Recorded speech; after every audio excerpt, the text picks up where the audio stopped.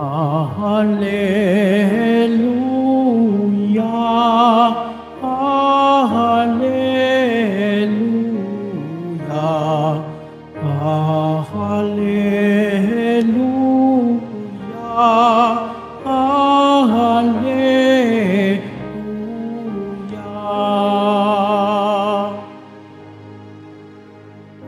Papuri sa Diyos Ama, pagkat ipinahayag niya, hari siya ng mga aba. Hallelujah, Hallelujah, Hallelujah, Hallelujah.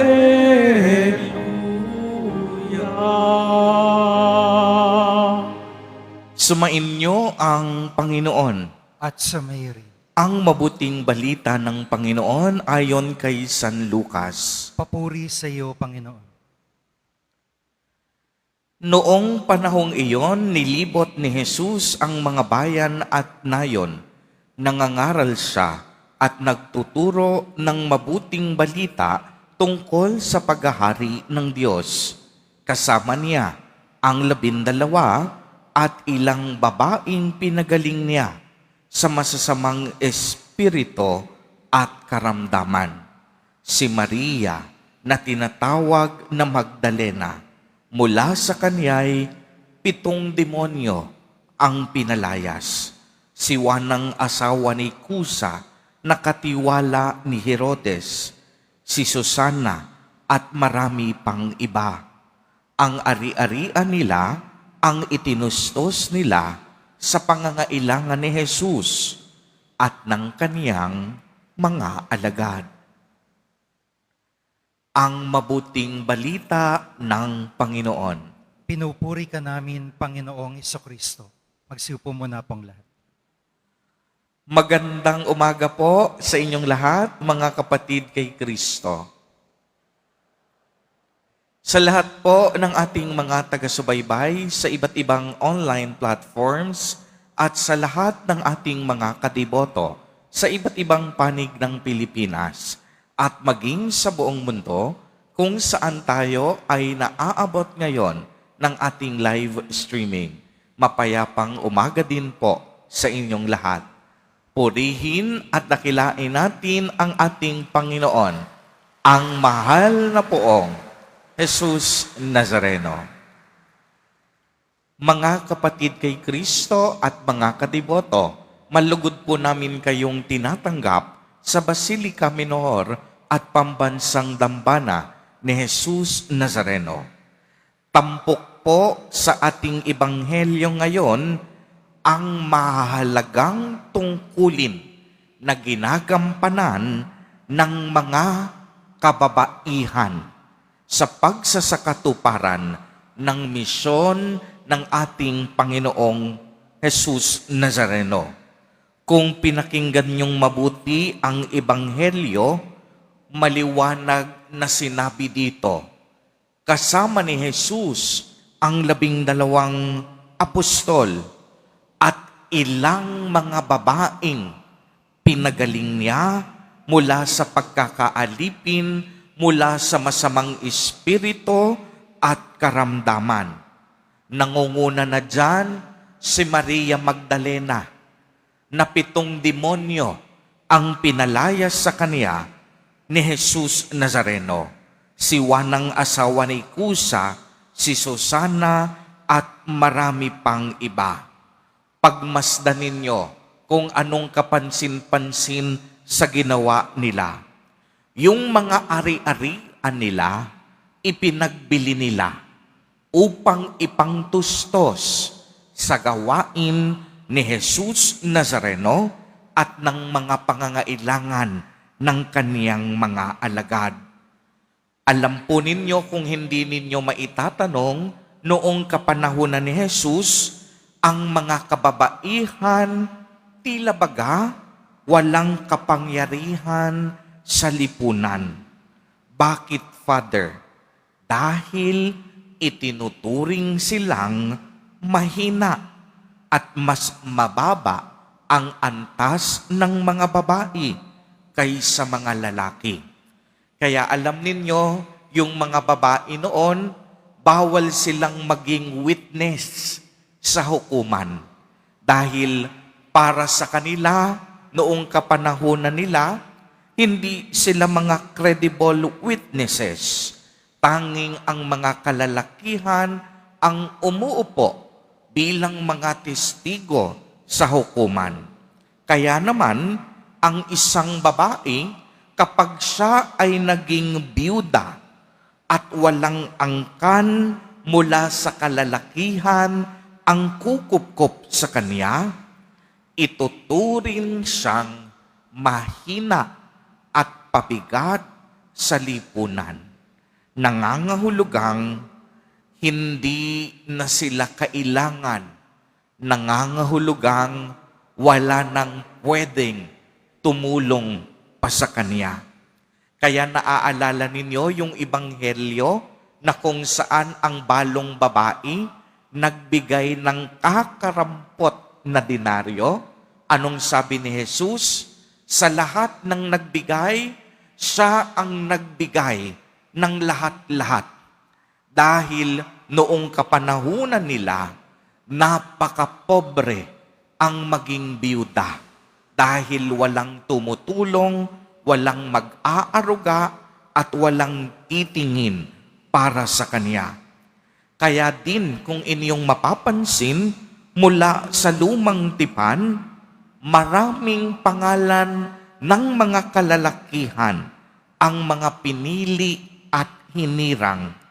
Bihira ang pagbibigay diin sa mga kababaihan. Pero pagmasdan din ninyong mabuti, sa pagdating ni Jesus Nazareno, ipinadama ng Diyos ang pantay-pantay niyang pagtingin sa lahat. Uulitin ko po, sapagkat ito'y napakahalaga, sa pagdating ni Jesus Nazareno, ipinadama ng Diyos ang pantay-pantay na pagtingin niya sa lahat. Narinig natin sa Ebanghelyo noong mga nagdaang araw, ang pagbubuhay ni Jesus sa nag-iisang anak ng isang biyuda sa bayan ng Nain. Sa Ebanghelyo naman ni San Lucas, natunghayan natin ang pagpapatawad ni Jesus sa isang makasalanang babae pagkatapos hugasan ang paa niya at halikan. Sa parehong ebanghelyo, nasaksihan natin ang mahalagang tungkulin ng kababaihan sa planong pangkaligtasan ng Diyos. Anong ibig sabihin nito? Ang mga kababaihan mahalaga para sa Diyos. Kung ang lipunan, tinuturing silang mahina at low class, pagdating sa Diyos, ang bawat isa ay mahalaga. Kaya ngayon, ang tanong, ano po ang aral o mensahe na ibinibigay sa atin sa Ebanghelyo sa araw na ito? Ipinapaalala sa atin na pinapahalagahan tayo ni Jesus Nazareno. Kahit tayo mahihina, walang tinig at maliliit lamang sa ating lipunan. Bawat isa sa atin may dangal at dignidad dahil tayong lahat nilikha ng Diyos. Bawat isa sa atin may puwang sa puso ng Diyos. Uulitin ko po, bawat isa sa atin may puwang sa puso ng Diyos. Bawat isa sa atin may kakayahang ialay ang sarili para sa Diyos. Gaano ka man kaliit sa tingin ng mundo at lipunan, wag na wag mong tatanggalin sa iyong isip at kalooban. Mahalaga ka sa Diyos. Mahal ka niya dahil ikaw, tayong lahat para sa Kanya. Ikaw ay may dignad, katulad at gaya ng iba. Kung sa palagay mo, hindi ka napakikinggan at wala kang puwang sa lipunan, nakikinig ang Diyos sa mga bulong ng iyong puso sa napaka-espesyal na paraan. Ramdam niya ang bawat mong kahilingan. Interesado ang Diyos sa kwento ng iyong buhay. Bakit ganoon na lamang ang pagpapahalaga ng Diyos sa atin? Dahil bawat isa sa atin, kawangis ng Diyos. At sa lahat ng nilikha ng Diyos, tanging tao ang pinaka-espesyal. Nilikha ka ng Diyos sa kaniyang mga palad dahil ikaw, tayong lahat, nakatakda sa kaniyang kaharian. Kaya mga kapatid kay Kristo at mga kadiboto, halina't dumulog tayo kay Jesus Nazareno dahil sa dambanang ito sa kaniyang tahanan, tayong lahat ay pantay-pantay.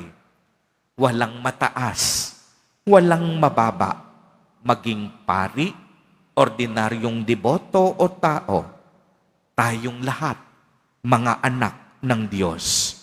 Pagbaliktarin man ang mundo, hindi maiaalis at hindi kailanman mapuputol ang pagmamahal ng Diyos sa bawat isa sa atin. Amen. Purihin at dakilain natin ang ating Panginoon, ang mahal na poong Jesus Nazareno.